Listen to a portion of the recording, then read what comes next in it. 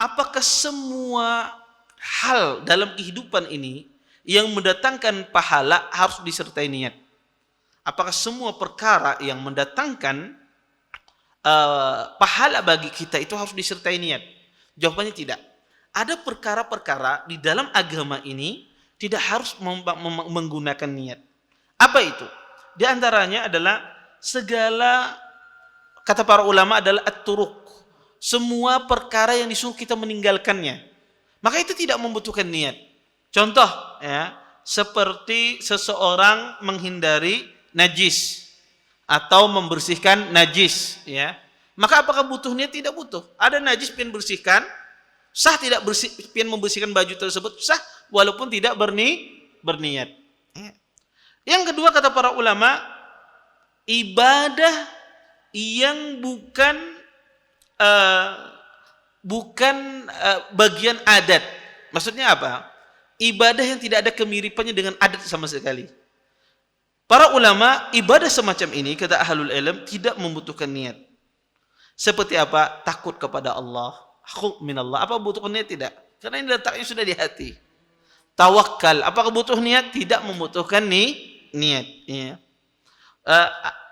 Membaca Al-Quranul Karim, ya. Membaca Al-Quran ini jelas ini bukan adat, ya, karena itu ibadah. Apakah butuh niat? Tidak butuh niat. Orang kalau membaca Quran, baca saja.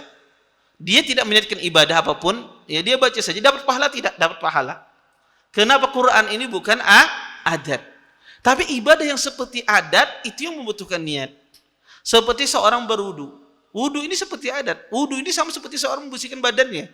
Maka membutuhkan niat. Mandi wajib. Ini seperti adat, membutuhkan niat. Ya. Kemudian, Bapak Ibu ikhwan dan akhwat yang dimuliakan Allah Subhanahu wa taala, dan ibadah, kata para ulama, yang sifatnya adalah mutaaddi.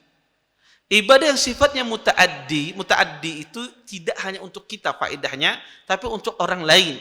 Itu juga tidak membutuhkan niat. Contoh misalnya, pian menanam pohon, ya, pian menanam pohon, kemudian pohon pian tersebut, buah pian tersebut dimakan orang atau dimakan, ya, burung dan semisalnya.